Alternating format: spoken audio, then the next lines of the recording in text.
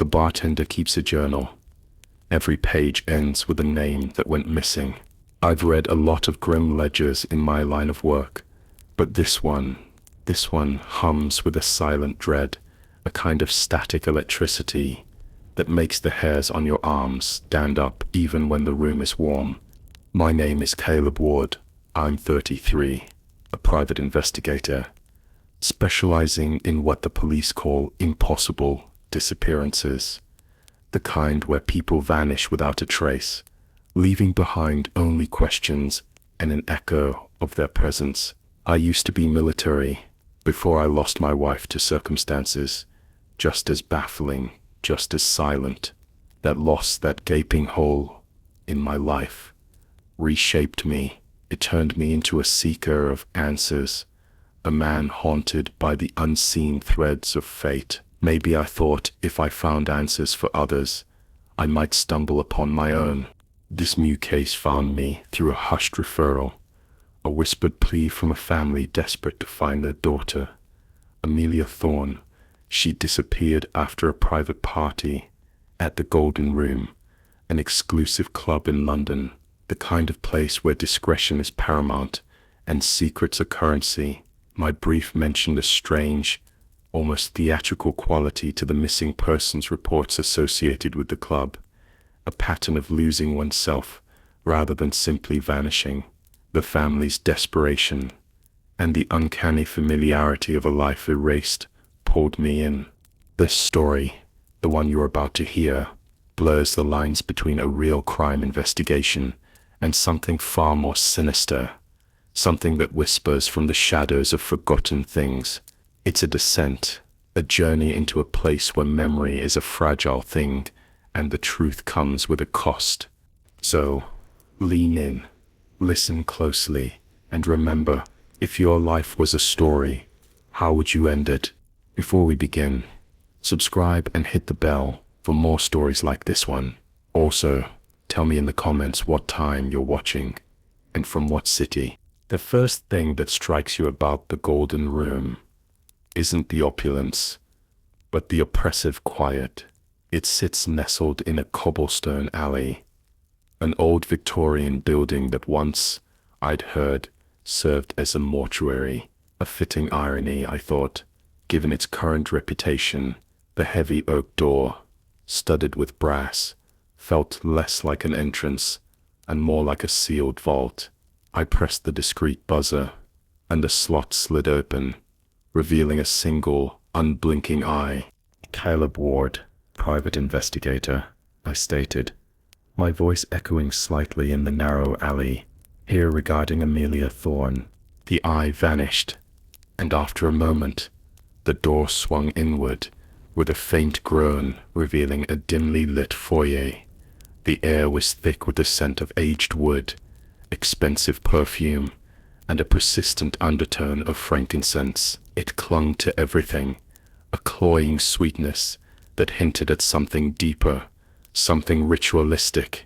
The walls were upholstered in a deep wine-red velvet, absorbing all sound, creating a hushed, almost reverent atmosphere. Soft, amber light spilled from hidden fixtures, painting long shadows that danced with the slightest movement. It was a place designed to make you feel both privileged and utterly isolated. There was only one visible exit, the door I'd just entered. A man emerged from the shadows, tall and lean, with eyes that seemed too old for his face. He wore a perfectly tailored black suit, and his movements were fluid, almost preternatural. "Mr. Ward, we've been expecting you," he said, his voice a low, even murmur. "I am Arthur, the club manager." His composure was unnerving, a placid mask that revealed nothing. He led me through a maze of corridors, each one echoing the same luxurious, sound-dampening decor, until we reached a small, velvet-lined office. A desk of dark, polished wood dominated the room, and a single ornate lamp cast a warm glow on a stack of neatly organized files. "We are, of course, concerned about Miss Thorne," Arthur began, his hands clasped before him. Though I assure you, disappearances here are rare, utterly without precedent. His eyes, however, seemed to betray a different story, a flicker of something ancient and knowing. I scanned the room, noticing a faint, almost imperceptible shimmer in the corners, as if the very air pulsed with an unseen energy. A small, antique silver locket, engraved with an abstract design, sat on Arthur's desk. It looked strangely out of place amidst the otherwise sterile neatness. It reminded me vaguely of a locket my wife used to wear, one with a similar, inexplicable pattern. A cold knot formed in my stomach. Rare, perhaps, but not impossible. I countered, my gaze fixed on the locket. Especially not here. Not with the whispers I've heard about this place. Arthur merely offered a thin, enigmatic smile. His gaze unreadable. He seemed to be assessing me, weighing my intentions, perhaps even my vulnerabilities. The air grew heavier, the frankincense scent more potent, as if the building itself was exhaling. It was clear that this investigation wouldn't be about finding a conventional runaway.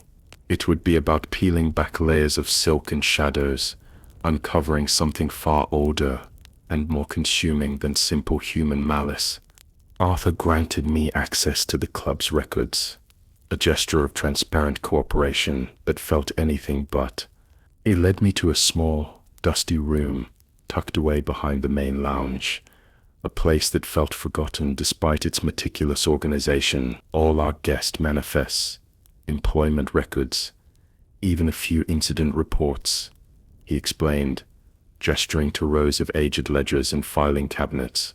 The air here was even colder, carrying a faint metallic tang. It smelled of old paper and something else, something I couldn't quite place, like stagnant water mixed with dry leaves.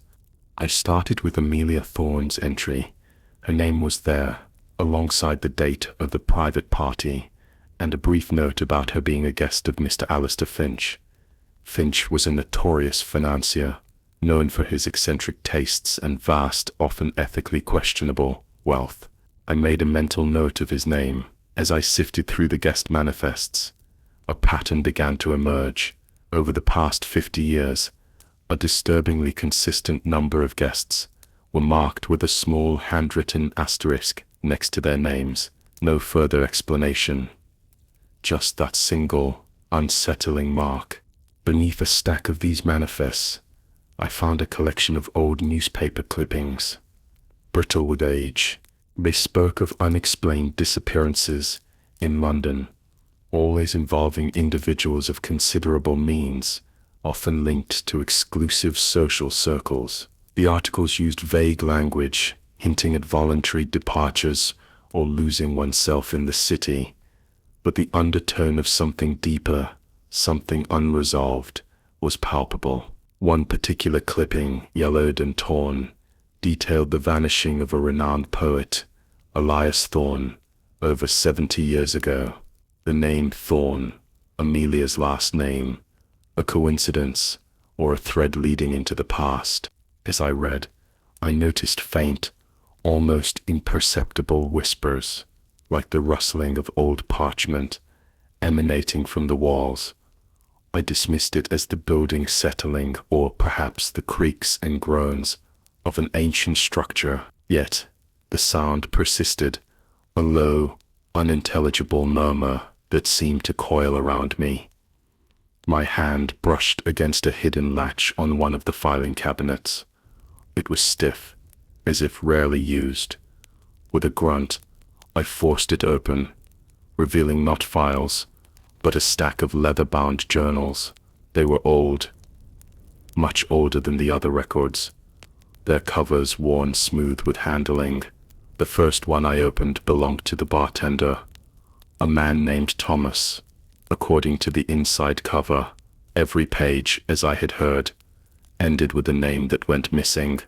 The entries weren't just names.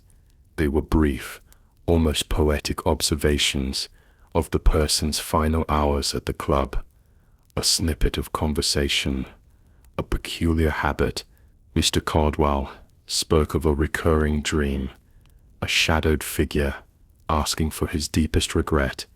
Miss Dubois fixated on a family heirloom, a silver locket, unable to recall its significance.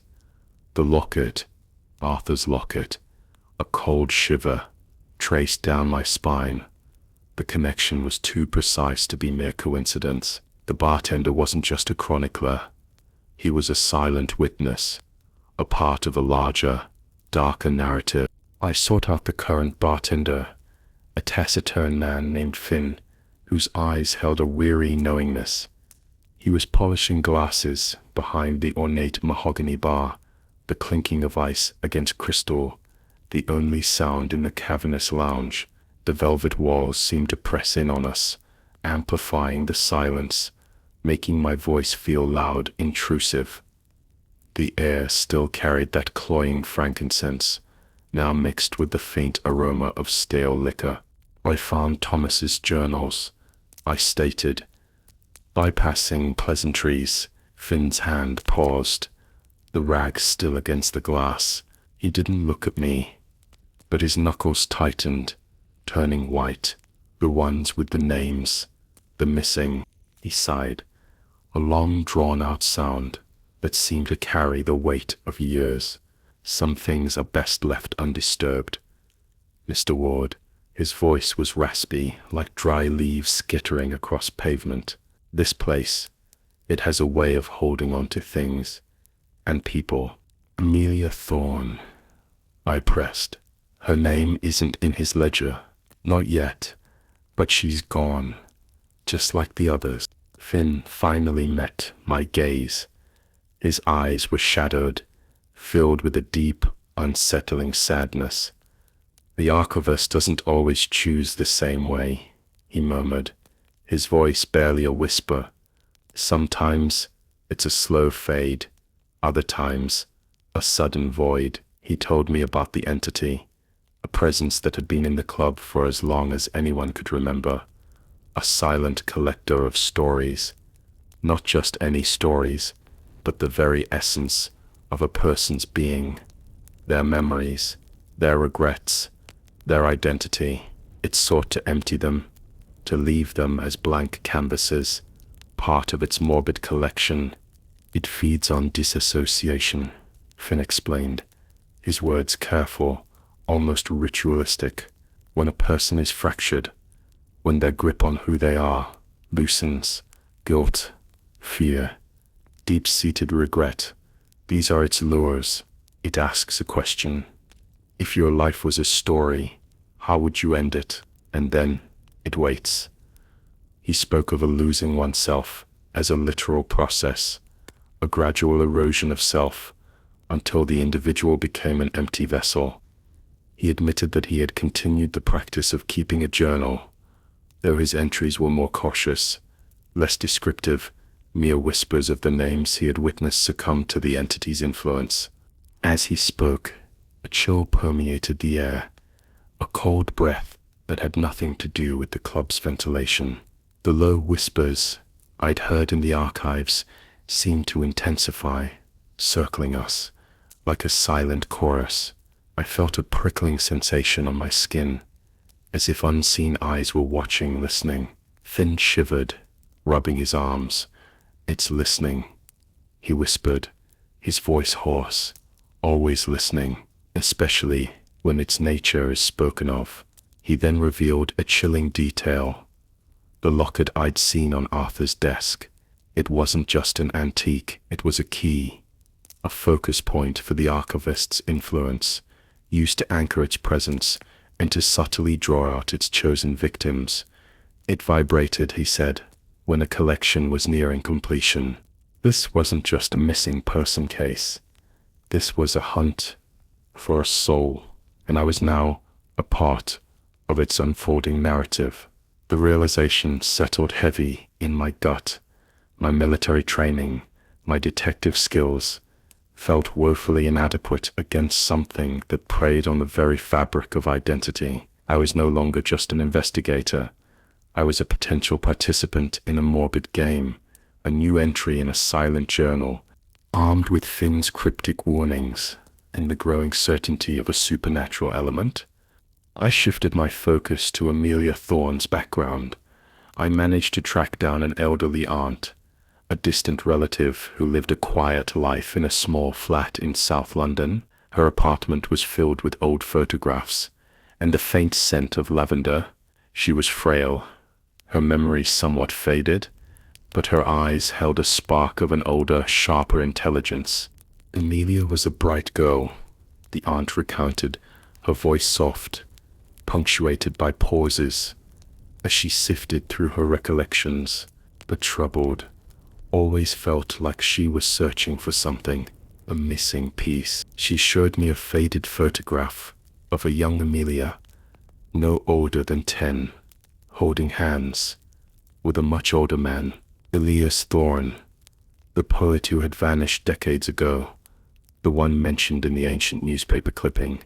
Elias was her great-uncle, the aunt explained. He disappeared when Amelia was just a baby. It affected the family deeply. Amelia, she always felt his absence, like a ghost she never met, but always knew. She spoke of Elias's obsession with old folklore, with forgotten histories, especially those connected to certain places of power in London. She remembered him mentioning a specific club, a golden-lined sanctuary of forgotten tales, though she couldn't recall the exact name, the Golden Room. It all clicked.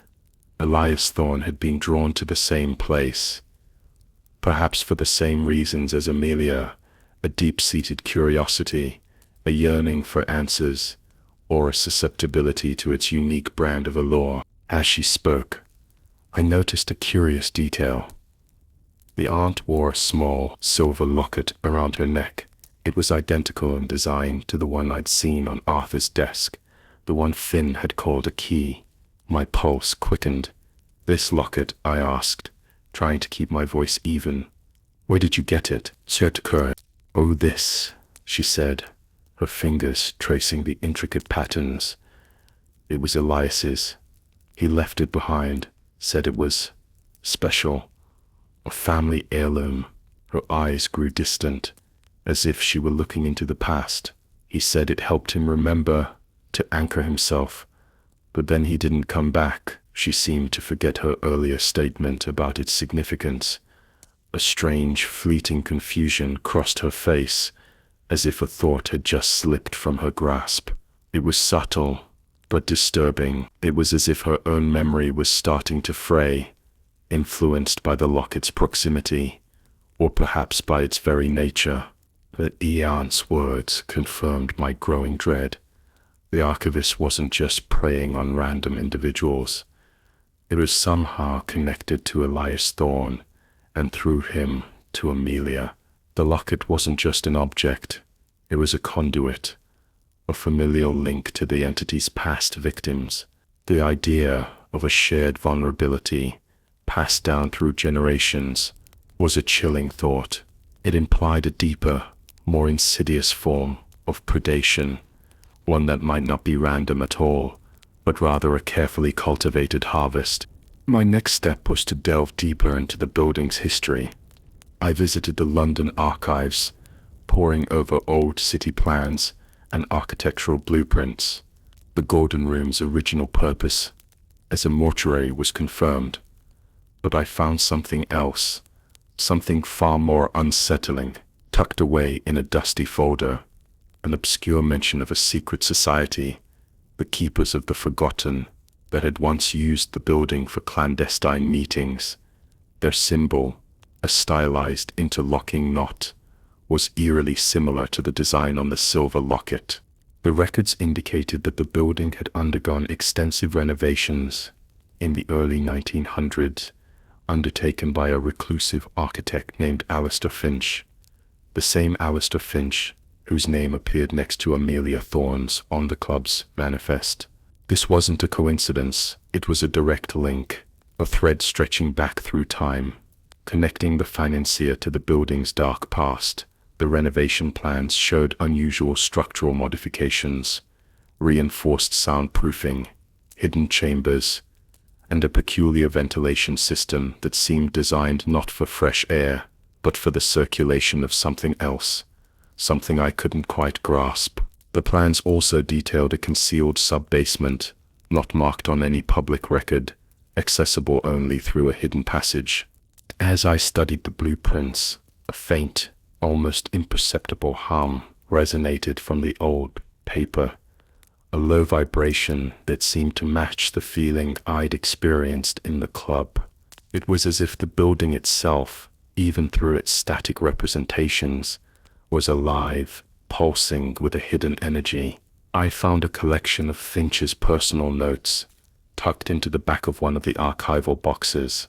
His handwriting was precise, almost calligraphic, but the content was disturbing. He wrote of drawing out the essence, of collecting the echoes, and of creating a space where the veil is thin. He spoke of an ancient listener that required tribute in the form of narrative, a force that grew stronger with each story it consumed.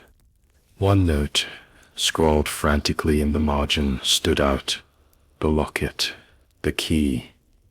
It binds them, it calls them. It is the thread of remembrance.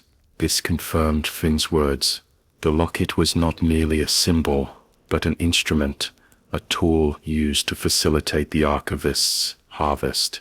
It was a literal anchor, drawing the vulnerable, the forgetful, or those with a familial connection to its insidious influence. The more I read, the more I felt a growing sense of unreality. The cold, hard facts of the criminal investigation were dissolving, giving way to something far more ancient and terrifying. My heart began to pound, a slow, heavy rhythm against my ribs. The whispers I'd heard in the club, the strange feeling of being watched, now seemed like a prelude. The architect Finch wasn't just a builder, he was a facilitator, an enabler of this ancient entity, and he wasn't just connected to Amelia Thorne. He was intertwined with the very fabric of the Golden Room's dark purpose. I realized then that my own investigation, my own relentless pursuit of truth, might be drawing me deeper into the Archivist's web, making me too a potential part of its collection. I returned to the Golden Room, under the guise of needing to review more files. Arthur, ever polite and unyielding, seemed to anticipate my arrival. His gaze was sharper, more calculating, as if he knew I was getting closer to something he wished to keep hidden. The air in the club felt thicker, heavier, the scent of frankincense more potent, almost suffocating. The hizzers were no longer just a faint murmur. They were a constant, low thrum against my eardrums, like 1,000 hushed voices, speaking just beyond the edge of hearing. I made my way back to the archives, feigning interest in the guest manifests. My true objective was the concealed sub-basement marked on Finch's blueprints. According to the plans, the entrance was hidden behind a specific section of a bookshelf, activated by a pressure plate disguised as a book. I ran my fingers along the spines of the leather-bound volumes, feeling for any slight give or unusual weight. After several tense minutes, my fingers brushed against a worn copy of an old anthology of forgotten poems. It felt slightly heavier than the others. I pressed down, and with a faint click, a section of the bookshelf recessed, revealing a narrow, dark opening. A blast of cold air, carrying the unmistakable scent of damp earth and something acrid, like old iron, wafted out. I pulled out my small, tactical flashlight, its beam cutting a stark path through the gloom. The passage led downwards, a winding staircase of rough-hewn stone, barely wide enough for one person. The walls felt clammy to the touch, slick with condensation. As I descended, the whispers grew louder, more distinct, though still unintelligible, like a foreign language spoken in a dream. My reflection in the occasional damp patch on the wall seemed distorted, stretched, my eyes appearing too wide, too bright in the beam of the light. The stairs opened into a vast, cavernous chamber. It was colder here, much colder, a bone-deep chill that seeped into my very marrow. The chamber was unlit, save for the weak beam of my flashlight, which revealed a disturbing scene. Along the rough-hewn walls, recessed niches held what appeared to be human-sized figures, shrouded in fine, dark cloth. They stood upright, like macabre statues in a forgotten crypt. The air hummed with a low vibrational energy, almost like a faint, continuous ringing in my ears. The acrid scent intensified, now mixed with something else, something distinctly organic. I approached one of the shrouded figures, my heart hammering against my ribs. With a trembling hand, I pulled back the cloth. What was revealed wasn't a body, at least not in the conventional sense. It was a husk, a desiccated form, its skin a papery, translucent sheet pulled taut over bone. The eyes were wide, vacant, staring into nothingness.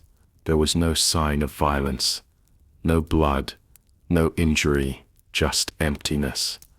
A profound, unsettling emptiness that spoke of a soul meticulously drained, a memory utterly erased. These were the collections Finna had spoken of, the victims who had lost themselves. This was the Archivist's gallery, a terrifying testament to its power.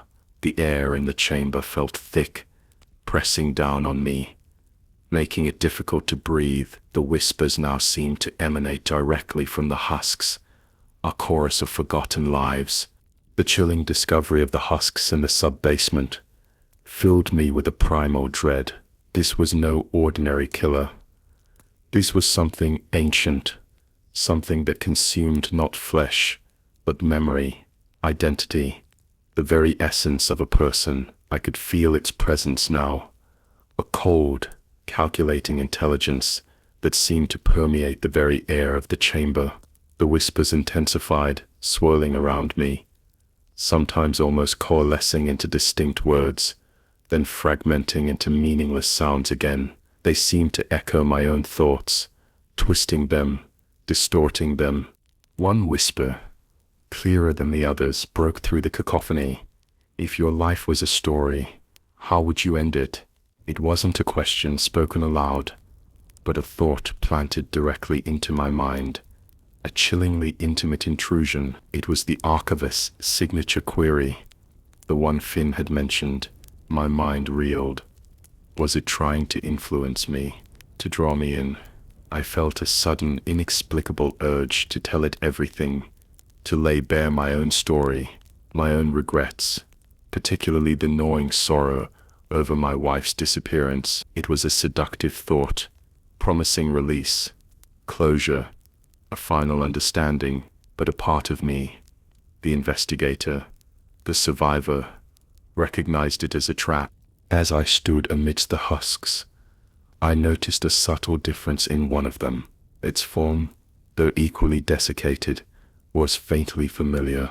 I moved closer, shining my light on its face.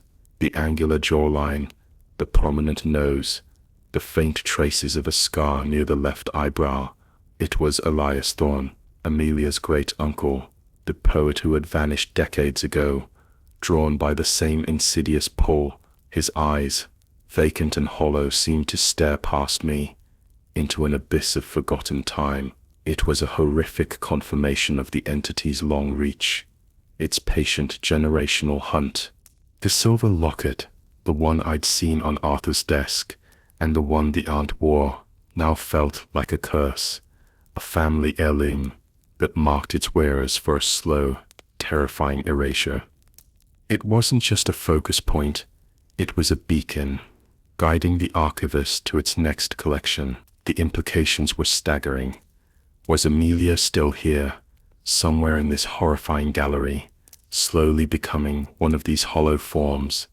Or was she still in transition, her memories fading, her identity dissolving into the dark currents of this place? The whispers grew louder, more insistent, weaving a tapestry of fragmented memories, none of them my own, yet all of them strangely familiar, as if plucked from the collective unconscious. I felt a pressure building behind my eyes, a dull ache that threatened to shatter my concentration. The cold deepened, seeping into my bones. The archivist was testing me, probing my defenses, searching for the cracks in my resolve. It was an intelligence of pure consumption, a silent predator that left no physical trace, only the chilling absence of what was once there. My own past, my unresolved grief, felt suddenly amplified, raw, and exposed. This was its leverage, its entry point. The truth, I realized, came with a terrible personal price. I scrambled out of the sub-basement. The image of Amelia Thorne's hollow eyes burned into my mind. The descent had been short, but the psychological impact was profound. The air in the main club felt almost normal by comparison, though the frankincense now smelled cloying, like a funeral shroud. I needed to act, and fast. Amelia was still out there somewhere, probably within these walls, being slowly consumed. I found Arthur in his office, seemingly engrossed in paperwork. He looked up, a faint, almost imperceptible smile playing on his lips. "Find what you were looking for, Mr. Ward?" he asked, his voice smooth, devoid of any genuine curiosity. The silver locket sat on his desk, glinting under the lamplight. As I watched, it pulsed with a faint internal luminescence, a subtle rhythmic glow. The whispers from the sub-basement seemed to follow me, a low hum that only I could perceive. "You know what this place is, don't you, Arthur?" I said, my voice hoarse. "You're part of it, a keeper." He leaned back in his chair, his eyes fixed on me, unblinking. "I am merely a steward, Mr. Ward, a facilitator. This place, it has existed long before my time. It merely requires certain conditions to flourish." He gestured to the locket. "A focal point, a shared memory, a thread that binds those who wander, those who seek, those who are open." He spoke of the Archivist, not as a malevolent entity, but as a force of nature, an ancient, insatiable hunger that merely existed, and to which he had merely adapted. He confirmed that Alistair Finch, the architect, was indeed his ancestor, and that the family had, for generations, overseen the cultivation of the Golden Room. It was a legacy, a dark inheritance. "Amelia Thorne," I pressed, my voice trembling with controlled anger. "Where is she?"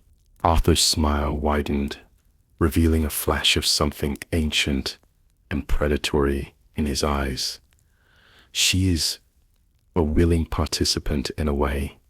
Her great-uncle's story, his disappearance, created a resonance, a longing for answers. The locket, a family heirloom, merely amplified that longing, made her more susceptible to its call." He spoke of a losing oneself as an act of profound self-forgetting, a willing surrender to the entity's subtle influence. He revealed that Amelia was still within the club, moving through its hidden passages, her memories slowly dissolving, her identity blurring.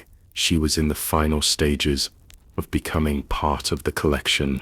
He then made me an offer, a chilling proposition. "You, Mr. Ward, are an interesting case.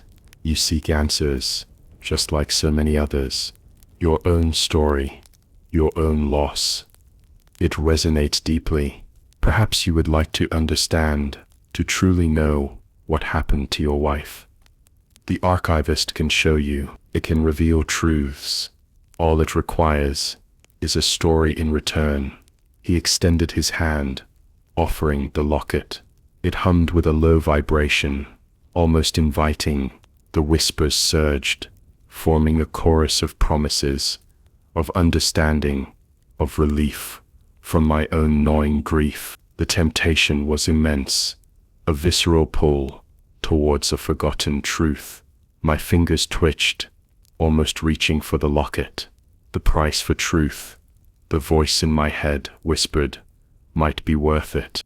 The locket pulsed in Arthur's hand, a beacon of insidious promise. The whispers in my mind, the archivist's insidious suggestions, intensified, weaving a seductive tapestry of my deepest regrets, my unanswered questions about my wife's disappearance. It offered understanding, closure, a release from the relentless gnawing sorrow of uncertainty. My hand instinctively reached out, drawn by the raw, magnetic pull of the object. But then, a flicker of something broke through the haze. A memory, not a profound revelation, but a small, persistent detail. The scent of my wife's favorite tea, the way she used to hum off-key when she cooked, the feel of her hand in mine. Small things, ordinary things, but undeniably hers, undeniably mine. This wasn't understanding, this was erasure, a trade of my own memories for a false sense of peace.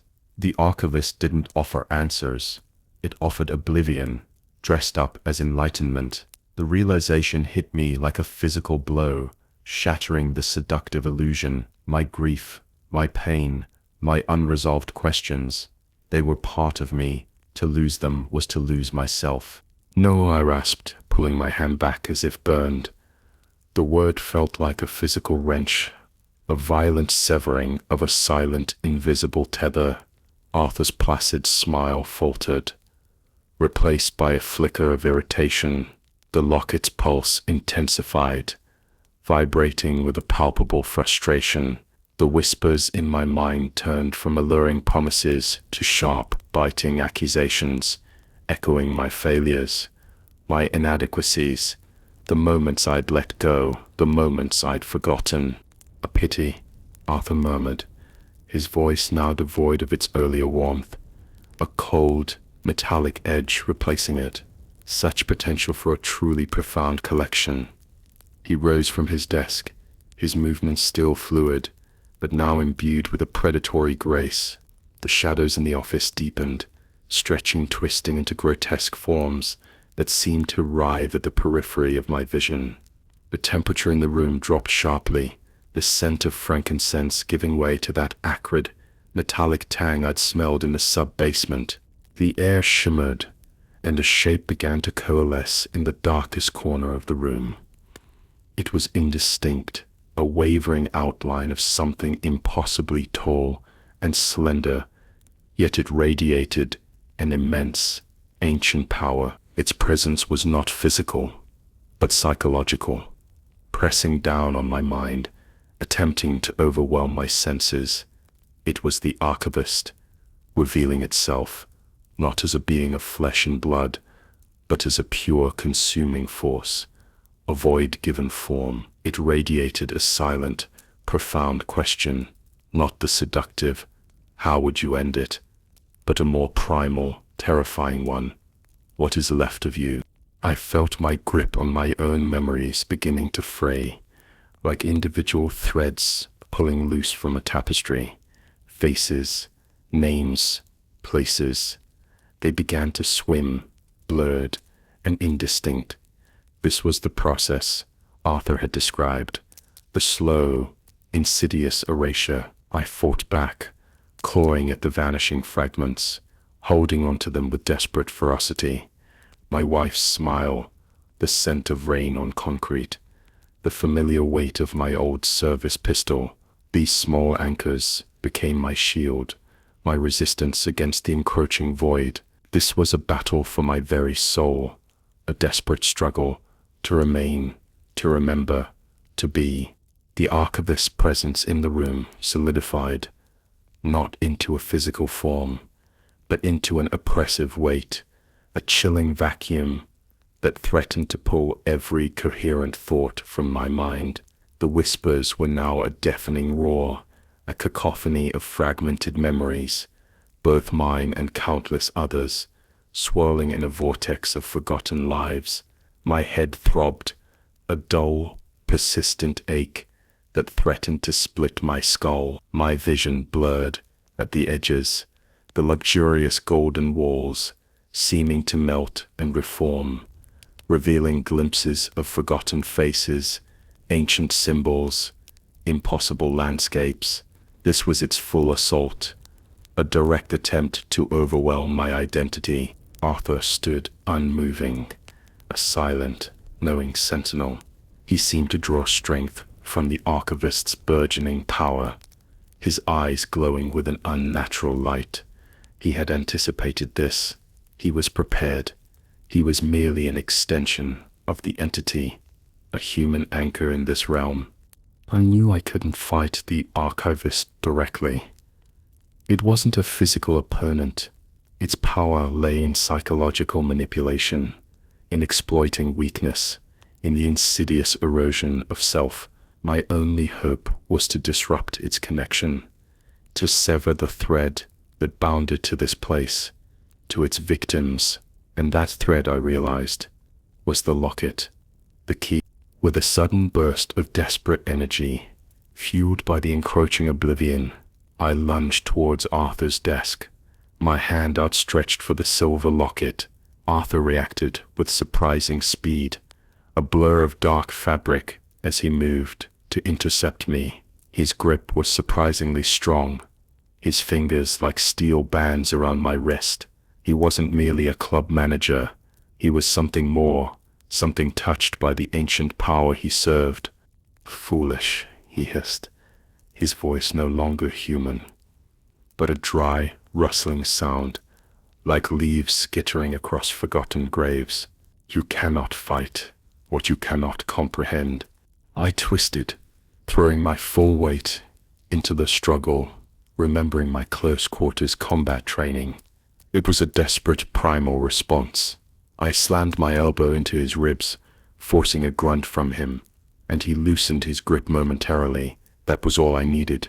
My fingers closed around the locket, its surface surprisingly warm, vibrating with a frantic energy. It felt like holding a living thing, a captured heart, beating a frantic rhythm.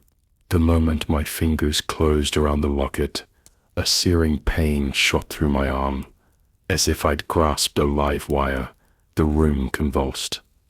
The whispers fractured into a high-pitched shriek, a sound that seemed to tear at the fabric of reality. The shadowy form of the Archivist recoiled, its amorphous shape rippling like smoke in a strong wind. It was a creature of connection, of psychic resonance, and I had seized its anchor. With a primal scream, I slammed the locket onto the corner of Arthur's heavy wooden desk. There was a sharp crack, a sickening snap, as the intricate silverwork bent and fractured.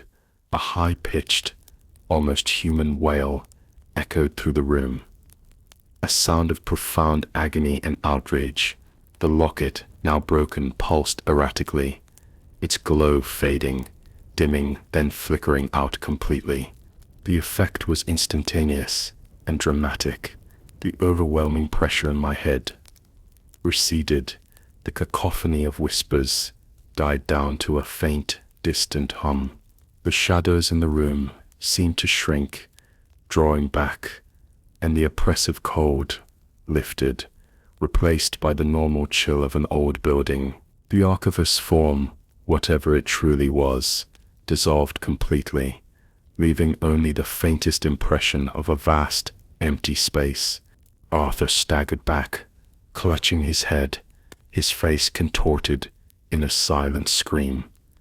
His eyes, moments before glowing with unnatural light, were now wide, unfocused, filled with a sudden, profound confusion.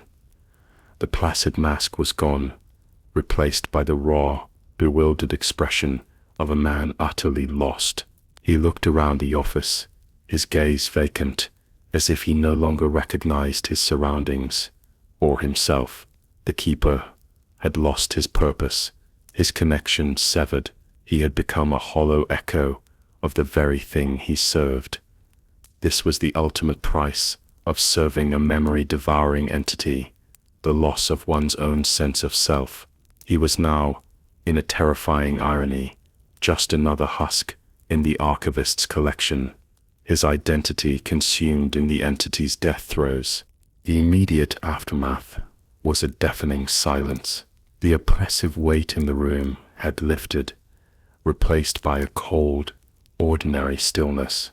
Arthur stood frozen, his eyes wide and vacant, staring into nothingness. He was there, physically, but the light behind his eyes, the subtle intelligence, the knowing malevolence, it was all gone. He was an empty shell, a living husk, his own memories and identity stripped away by the backlash of the broken locket, by the receding presence of the Archivist. He was a monument to the very thing he had enabled, a terrifying silent warning. I checked for a pulse. It was faint, thready, but present. He was alive, but irrevocably lost. The man I had interrogated, the calm, enigmatic steward, was no more.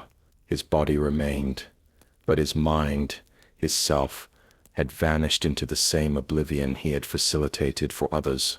It was a fate I wouldn't wish on anyone, a terrifying form of non-existence.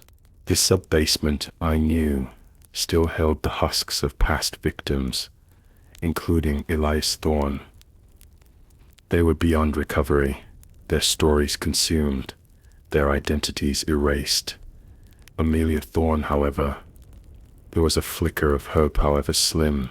The locket had been broken before her complete erasure, before her final transition into the Archivist's collection. My gamble had paid off, at least partially. I found Amelia in a small, hidden room off the main lounge, a private booth designed for intimate conversations. She was curled on a velvet sofa, her eyes open but unfocused, staring blankly ahead.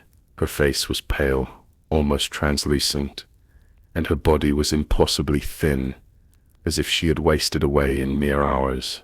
She mumbled incoherently, fragments of sentences that made no sense. Her memories were fractured, scattered, like shattered glass. She recognized no one, responded to nothing. She was alive, but a profound emptiness resided where her personality should have been. She was a living echo, a silent testament to the Archivist's near complete consumption. Her family was, of course, devastated. They got their daughter back, but not the Amelia they knew. The doctors called it a rare, profound form of dissociative amnesia, an irreversible psychological breakdown. I knew better. I knew she was a survivor, barely of a creature that preyed on the very fabric of self. She would live, but her story, her identity, had been irrevocably altered, almost stolen, a tragic victory, at best. The Golden Room, after the incident, was closed indefinitely, citing structural issues and health code violations. The discreet whispers about disappearances had finally reached a crescendo, forcing the authorities to act. But no one, save for myself and the now empty shell of Arthur, knew the true nature of the evil that had resided within its walls. The police found nothing in the sub-basement, no husks, no sign of the dark gallery. The Archivist, even in its weakened state, had seemingly purged its morbid collection, leaving no physical evidence of its existence. It was as if the room itself had reset, scrubbing clean the traces of its dark history. This confirmed the ephemeral nature of the Archivist's influence, its ability to manifest and withdraw, leaving behind only the psychological scars. The Golden Room now stands empty, a silent, imposing shell in the heart of London. Boarded up windows, a closed indefinitely sign on the heavy oak door. The city moves on, oblivious to the ancient horror that once thrived within its gilded walls. But I am not.